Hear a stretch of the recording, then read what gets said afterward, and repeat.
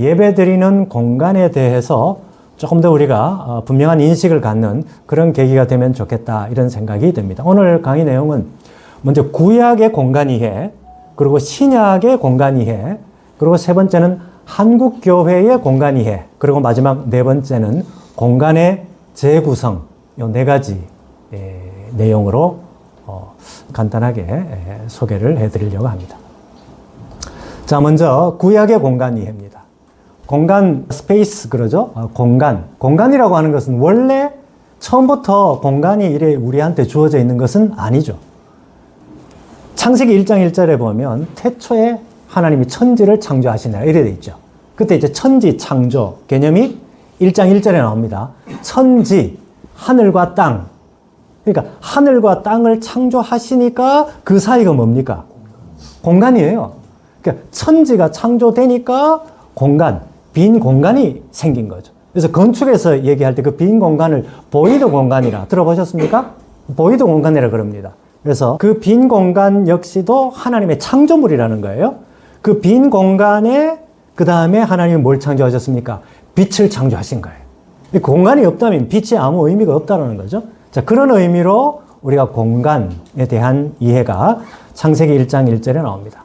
자, 구약에 나타난 공간은 두 가지를 우리가 생각을 해야 되는데요. 하나는 공간의 위계성입니다. 위계라는 말은 뭡니까? 위가 있고 아래가 있다. 이 얘기잖아요. 어떤 공간은 더 거룩하고 또 어떤 공간은 조금 저급한 공간. 상하 개념이 있다는 거죠. 공간의 위계성. 이걸 구약에서 얘기하고 있고 또 다른 하나가 있습니다. 구약에서는 또한 공간의 평등성에 대한 얘기도 하고 있습니다. 이 두 가지 개념에 대해서 이제 얘기를 하려고 합니다. 먼저 공간의 위계성에 관한 얘기인데요. 예배 공간의 우위성을 얘기합니다. 여러분 잘 아시다시피 성막이나 성전이나 뭐 구약의 여러 부분에 이제 나와 있듯이 하나님 앞에 예배드리는 장소는 그 이외의 장소보다 어떻게 됩니까? 더 거룩한 공간. 그런 개념이 있죠. 왜 거룩합니까? 거기 하나님이 특별히 임재하시는 공간이기 때문에 그 공간은 아주 일상 공간과는 다른 아주 우위적인 그런 공간이다. 그렇게 된 거죠. 그래서 성막 같은 경우도 성막을 이동식 성전이다. 그렇게 얘기하잖아요. 그러니까 성막이 딱 쳐지면 그 공간은 어떻게 됩니까? 거룩한 공간이 되는 거죠. 왜? 거기에 하나님이 특별히 임재하시는 공간이 되니까. 그렇죠? 그리고 이제 가나안 땅에 이제 정착을 합니다. 그렇죠? 그럼 정착 후에 쭉 내려와서 솔로몬 성전이 건축되죠. 그죠? 자, 그래서 이제 그때 정착식 성전이라 그렇게 말합니다. 그때 이제 성전 봉헌을 하면서 솔로몬이 뭐라고 말하냐? 열왕기상 8장 13절에 솔로몬이 이런 취지로 말합니다. 주를 위하여 계실 전을 내가 건축했다. 주를 위하여 계실 전. 이렇게 표현합니다. 그러면 그 솔로몬 공간 안에 주님을 위하여 계실 전. 그러니까 하나님이 그 공간 안에 계신다라는 것을 함축하고 있죠. 그렇게 솔로몬이 열왕기상 8장 13절에 그렇게 표현합니다. 두 번째는 주께서 영원히 거하실 처소. 그렇게 표현합니다. 아주 뚜렷하게 얘기하죠. 그리고 그렇게 이제 말하니까 하나님은 그 솔로몬의 말에 대해서 열왕기상 9장 3절에 이래 말합니다. 이 전을 거룩하게 구별하겠다. 하나님 말씀이에요. 이 성전, 솔로몬 성전을 거룩하게 구별하겠다. 그리고 두 번째, 나의 이름을 영영히 그곳에 두며, 이게 두 번째입니다. 그리고 세 번째는 나의 눈과 나의 마음이 항상 거기 있으리니. 거기는 어디입니까? 솔로몬 성전이에요. 자, 이거 보면 아주 성전이라고 하는 그 공간이 특별한 공간이다. 이걸 우리가 확연히 느낄 수 있는 거죠. 자, 어쨌든 솔로몬 성전이 건축되면서 정착식 성전이 시작이 되고 이 정착식 성전 중심의 신앙이 강화가 되죠. 그러니까 솔로몬 그 이후에 여러 왕들이 어떤 국가적인 중요한 행사 전부 어디 가서 합니까? 솔로몬 성전에서 이제 가요. 그러니까 성전 중심의 신앙이 그때부터 이제 시작이 된다. 그렇게 볼 수가 있습니다.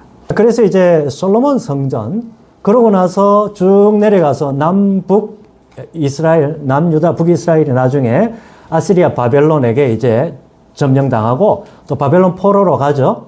그래서 70년 동안 포로 생활하고 다시 이제 유대 귀환 공동체라 그렇게 말하죠. 귀환 공동체. 그래서 이제 스룹바벨 또 누가 나옵니까?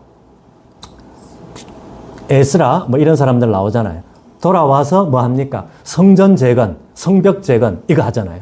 그래서 그렇게 성전 재건 작업을 하고 또 예수님 시대에 헤롯 왕이 다시금 재건합니다. 그래서 헤롯 성전 이 개념들이 이제 차차 나오게 되죠. 자, 이런 역사를 통해서 성전이라고 하는 공간은 일반 성전 이외의 다른 세속적인 공간하고는 구별되는 특별히 거룩한 공간이다. 이런 인식이 유대인들, 유대 지도자들 인식 속에 아주 뿌리 박혀 내려오게 됐죠. 근데 이런 인식이 오늘날 저와 여러분 또 우리 한국교회 교우들에게도 특별히 이제 조금 연세가 있는 분들 또 신앙에 연조가 좀 있는 어르신들 같은 경우는 이런 이 예배당 공간, 성전 공간을 그 이외의 공간과는 특별히 거룩한 공간으로 여기게 되는 배경이다. 이렇게 이제 말할 수가 있겠습니다. 이게 이제 구약 성경에 나타난 공간의 위계성. 성전 공간은 거룩하고 그 이외의 공간은 일상생활을 하는 세속적인 공간, 이 위계 말입니다.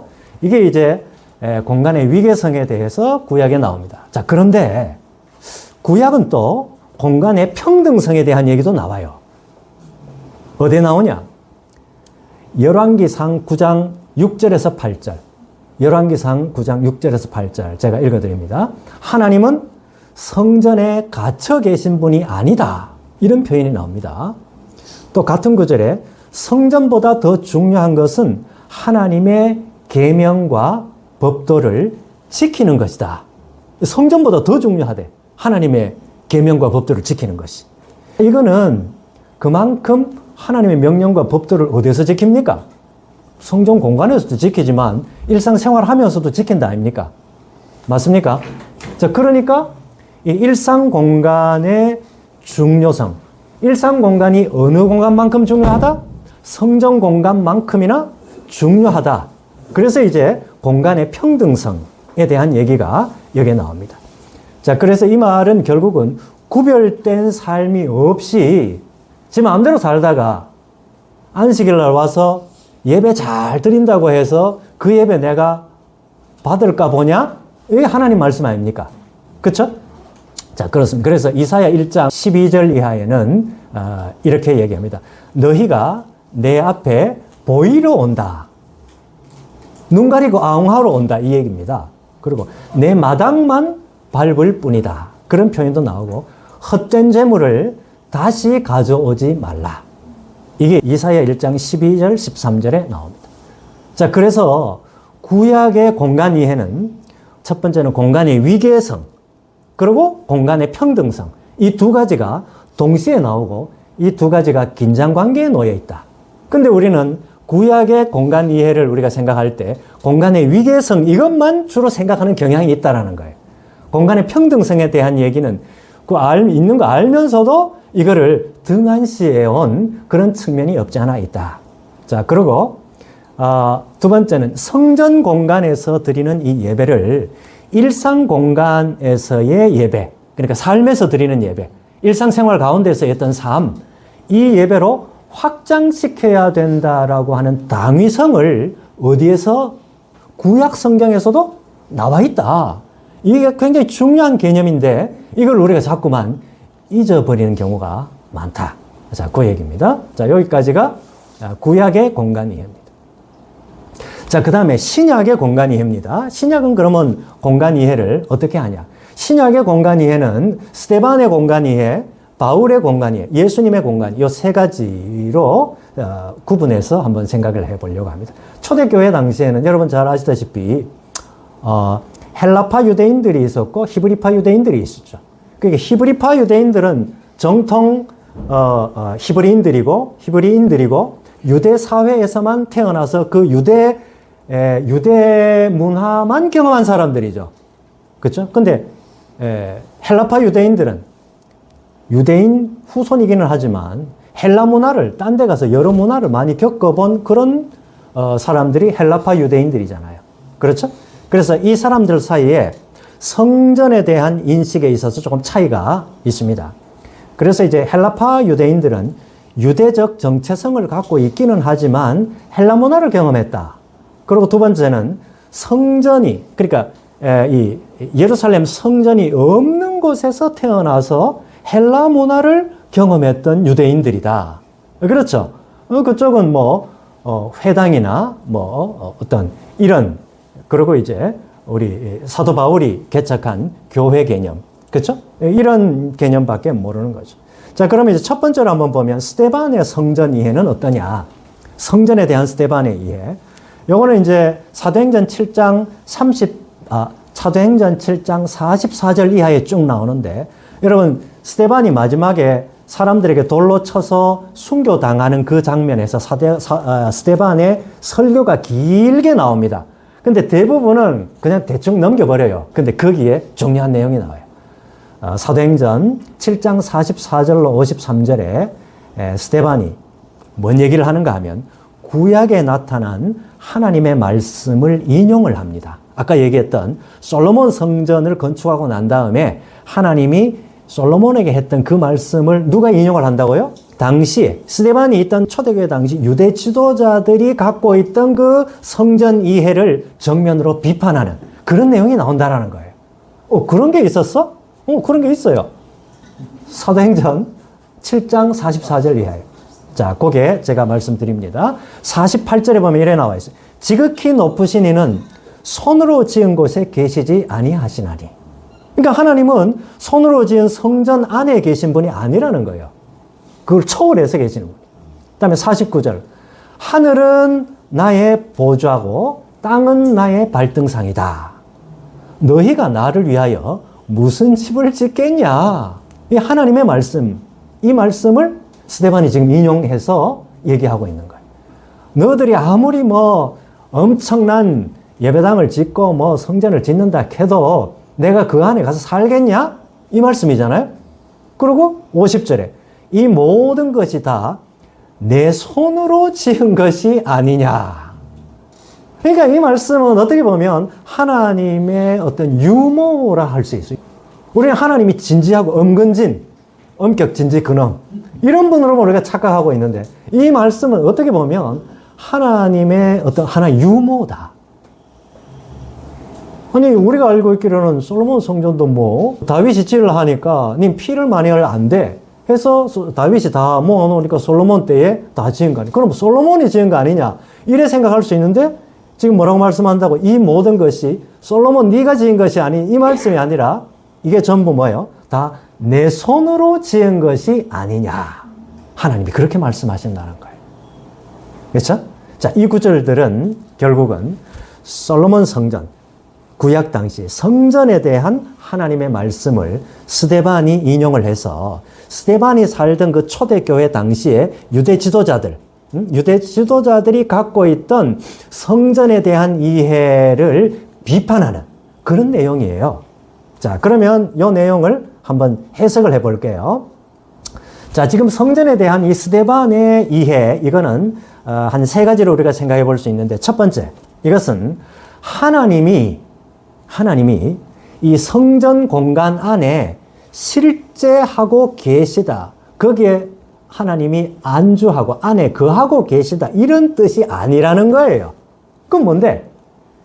이스라엘 백성이 이 약속된 장소인 성전, 이 성전을 향하여 기도할 때 하나님은 그 계신 곳 성전에서가 아니라 그 계신 곳 하늘에서 그 기도를 들으신다. 바로 그 말씀입니다. 그러니까 결국 이 성전은 하나님과 백성과의 사이에 이 역동적인 관계를 표현하는 하나의 매개체. 뭐요? 이스라엘 백성들이 하나님 앞에 나아가고 하나님을 상상하고 하나님과의 관계를 맺기 위한 하나의 매개체로서의 역할을 뭐가? 성전이 그 역할을 담당하고 있다. 그 얘기입니다.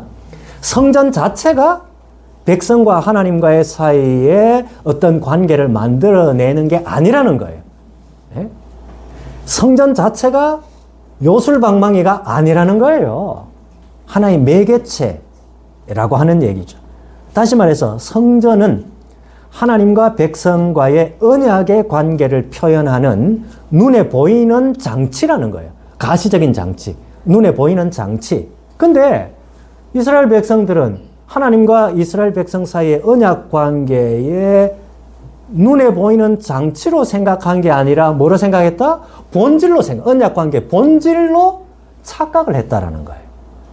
자, 그래서 성전이라는 어마어마한 의리의리한 외형, 그 모형을 보고서 이게 본질 아이가 이렇게 착각한 거예요. 그렇게 당시 유대 지도자들이 그렇게 착각한 거에 대해서 누가? 스데반이 비판하고 있는 거죠. 세 번째입니다. 스데반은 이렇게 말하면서 당시 성전을 일상 공간에 비해서 성전 공간이 더 위에 있다. 우위적 공간으로 이해하던 이 유대 지도자들에게 정면으로 도전하고 있습니다. 예수 그리스도의 십자가 사건으로 인해서 공간의 위계라고 하는 이게 사라져 버렸는데 아직도 하나의 모형, 외형, 그 겉으로 번지르르한 거, 그거를 본질로 착각하고 있냐 너네들. 유대 지도자들에게 스데반이 그렇게 지금 도전하고 있다. 자, 요게 바로 누구의 성전 이해라? 스데반의 성전 이해라. 자, 두 번째입니다.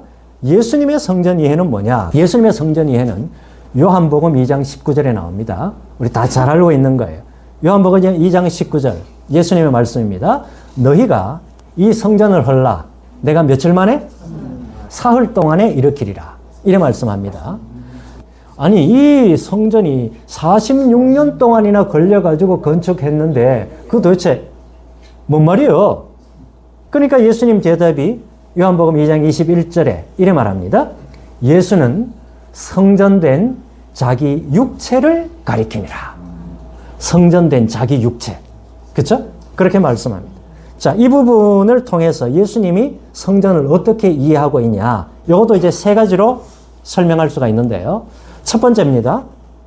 예수님 자신이 성전이래. 예수님 자신이. 자, 이 말은 예수님 자신이 하나님이 인간의 몸을 입어서 온 하나님의 임재 자체라는 거예요. 그러니까 당시에 헤롯 성전은 하나의 그림자와 모형에 불과하다. 성전의 그림자와 모형이고 성전의 실체는 누구다? 예수님 자신이라는 거예요. 그걸 누가 말했다? 예수님 스스로가 말씀했다라는 거예요. 네?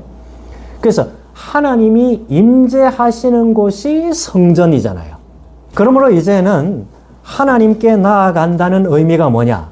이때까지는 하나님께 나아간다는 의미는 전부 내가 산을 향하여 눈을 들리라. 성전을 향하여 나아가는 것을 하나님께 나아간다. 유대인들은 전부 그렇게 생각했는데 성전이라고 하는 특정 공간, 특정 건물에 나아가는 게 하나님께 나아가는 게 아니라 예수의 이름으로, 왜? 예수가 성전이니까 성전된 예수의 이름으로 하나님께 나아갈 수 있게 된 것을 의미한다. 하나님께 나아간다라는 것은 내가 뭐 꼭 예배당에 가서 앉아 있어야, 성전에 가서 앉아 있어야 하나님께 나아간다라는, 거기서 예배당에 가 성전에 간다라는 거 하나의 장치, 눈에 보이는 가시적인 장치, 모형으로서 어떤 그런 의미는 있지만 원래 본질적인 의미에 있어서는 예수의 이름으로 내가 어떤 공간에 있든지 예수의 이름으로 하나님 앞에 나아갈 수 있게 되었으니까 내가 예수의 이름 의지해서 하나님 앞에 나가면 그 공간이 뭔 공간이다? 성전인 거예요. 그냥 거룩한 공간이 되는 거예요.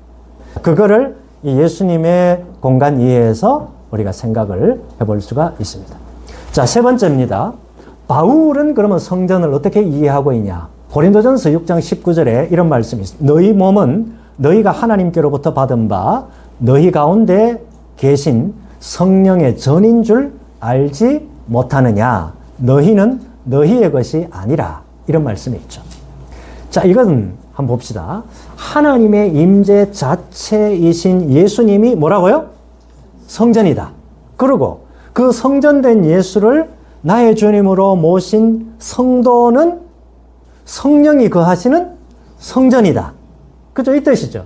여기 너희 몸은 너희가 하나님께로부터 받은 아파 너희 가운데 계신 성령의 전인 줄 알지 못하느냐 할 때 너희 몸, 여기에 있던 몸은 우리 살, 몸뚱아리, 이 살을 얘기하는 게 아니라 플래시, 이거를 얘기하는 게 아니라 소마를 얘기해요. 소마는 뭡니까? 영혼을 가진 전인격적 존재로서의 몸, 이거를 얘기하고 있죠. 그래서 이제 구약에서 하나님의 임재 공간으로서의 성전, 이것이 이제는 성도들, 예수를 나의 주님으로 영접한 성도들이 함께 예배드리는 예배당 개념으로 전환이 되었다라는 거예요. 그리고 성전은 그럼 뭔데? 성도들 개개인이 성전이라는 거예요. 이 사실은 우리한테 어떤 의미를 던져주고 있습니까? 이 사실은 성전된 우리 성도 한 사람 한 사람, 혹은 성전된 성도의 그룹, 이런 사람들이 하나님 나라의 건설을 위해서 나아가는 모든 공간은 성전 공간이 될 가능성에 문이 열려 있다. 그 성전 공간은 뭔데? 거룩한 공간이 될 가능성에 문이 열려 있다라는 거예요. 그러니까 일상 공간, 우리가 보통 일반적으로 얘기해온 세속 공간이 거룩한 공간으로 경험될 가능성이 있다라고 하는 얘기죠. 자, 이 사실은 상당히 중요합니다. 이 중요한 포인트를 오늘 우리 한국교회 많은 목회자들과 성도들이 놓쳐버리고 있어요. 많은 목회자가 예배당을 성전이라고 상정하고 이 공간 자체가 중요하다고 자꾸 강조하는 이유가 뭡니까? 성도들이 예배당에 잘 나와야 신앙도 자라나고, 그러고 뭐 여러 가지 면에서 으쌰으쌰 할 수가 있고, 또 뭐, 그래야 교회가 부흥도 할 수 있을 것 같으니까. 그런 거 아닙니까? 예배당을 성전으로 이해할 때, 부작용이 몇 가지가 있습니다. 방금 제가 말씀드렸죠. 예배당이라는 물리적 공간을 다른 공간보다 과도하게 경외심을 갖는 공간으로 인식하게 만든다는 거예요. 두 번째는 외형적 규모가 크고 화려할수록 하나님이 계신 곳 아이가, 이 성전으로서의 위상에 걸맞는 공간 아이가, 이런 인식을 갖게 만든다라는 거예요. 예? 그리고 세 번째, 예배당 봉사나 예배당 건축에 대한 과도한 열망을 부추기는 경향이 있고, 그렇게 해야 하나님께 영광 돌리는 최선의 방법 아이가, 이런 식으로 생각하게 만드는 경향이 있다는 거예요. 네 번째, 공간에 대한 이분법적 사고를 갖게 만듭니다. 마지막으로 각 공간에 대한 행동 양식이 달라지게 됩니다. 그래서 주일 예배를, 교회에 와서 드리는 주일 예배를 주중에 내 마음대로 살아도 되는 양, 그래서 주중에 내 마음대로 살았던 삶을 조금 상쇄시키는 하나의 면죄부 정도로 주일 예배 드리는 거를 그렇게 인식하게 되는 경향이 있다고 하는 얘기입니다. 자, 그래서 공간 이해의 방향성을 어떻게 잡아야 되냐? 특정 공간을 너무 신성시하지는 말아야 된다. 요한복음 4장 21절에 사마리아 여인과의 대화에서 예수님, 이 산에서도 말고 예루살렘에서도 말고 아버지께 예배할 때가 이르리라, 이렇게 말합니다. 이거는 일반 공간에 대해서 특별한 성전 공간의 우위성, 이건 아무것도 아니다, 이거를 말씀하고 있는 거고, 특정 공간의 중요성보다는 예배 드리는 사람의 자세가 더 중요하다, 이걸 말씀하고 있는 거죠. 자, 두 번째는 예배당 예배만큼이나 삶으로 드리는 예배를 중시해야 된다, 요 얘기고요. 세 번째는 삶으로 드리는 예배는 결국은 일상 공간이 예배 공간이다라고 하는 사실을 전제하고 있죠. 그렇잖아요. 일상 공간이 예배 공간이라는 것을 전제하니까 삶으로 드리는 예배가 성립이 될 거 아닙니까? 그렇죠? 자, 그런 얘기가 있습니다. 자, 마지막으로 공간 재구성에 대한 얘기입니다. 그럼 우리가 공간을 어떻게 재구성해야 되냐? 예수님의 사역에서 보면 성전과 회당에서, 그리고 일상 공간으로 확대합니다. 거룩한 공간을. 이 뭔 말이냐?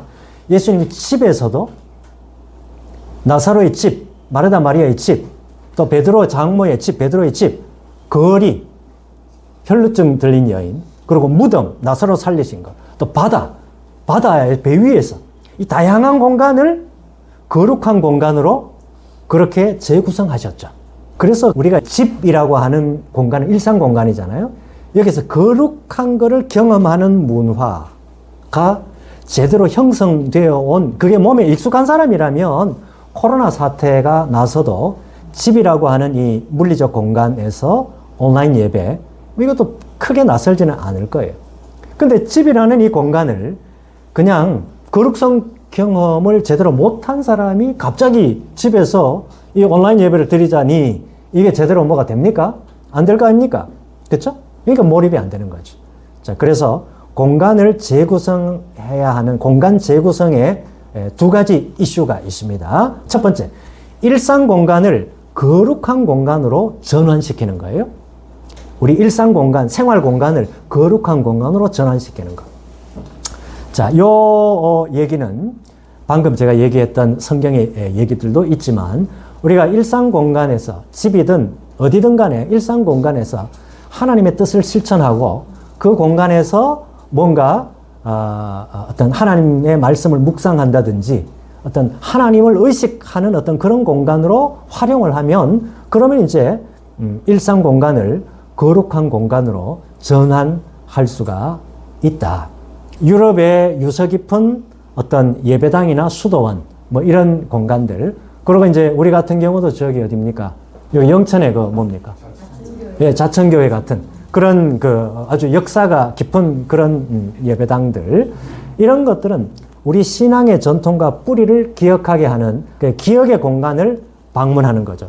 하나의 성지순례라고 얘기할 수 있겠죠. 이거는 역사적인 거룩성을 회복하는 거고 자기 신앙의 현주소를 성찰하는 그런 계기로 삼는 것이지 그 자체가 뭔가 그 자체가 신비한 뭐 그거는 아니라고 하는 얘기입니다. 자, 결론입니다.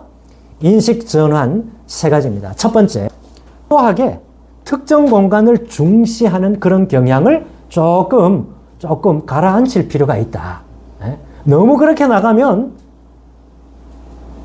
그건 아니라는 거예요. 모형을 본질로 착각하지 마라 이거죠. 두 번째입니다. 일상 공간을 거룩성을 경험하는 공간으로 재구성하려는 시도, 노력, 이게 필요하다. 마지막 세 번째, 기억의 공간. 중요한 어떤 역사적인 어떤 그 예배당 같은 이런 신성한 공간, 이런 공간은 신적인 거룩성을 담보하는 공간이 아니라 역사적인 공간이다. 그래서 그런 공간에 가서 과거에 이런 중요한 귀한 일이 있었구나 하면서 현재 자기의 신앙을 성찰하는 계기로 삼는 것은 중요하죠. 그러나 그 장소 자체가 뭔 신비한 능력이 있다든지 그런 식으로 생각할 필요는 없다. 바로 그 얘기입니다. 그 장소는 왜? 하나님의 임재 매개체로서의 역할을 감당했을 뿐이지 그 장소 자체가 하나님의 임재를 만들어내는 것은 기다 아니다? 아니기 때문에 그렇다. 자, 여기까지입니다.